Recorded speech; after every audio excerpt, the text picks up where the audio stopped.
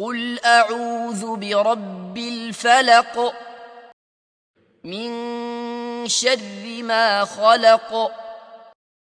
ومن شر غاسق إذا وقب ومن شر النفاثات في العقد ومن شر حاسد إذا حسد قل أعوذ برب الناس ملك الناس إله الناس من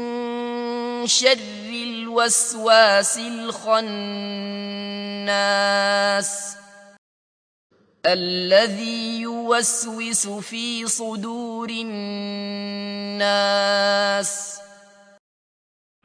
من الجنة والناس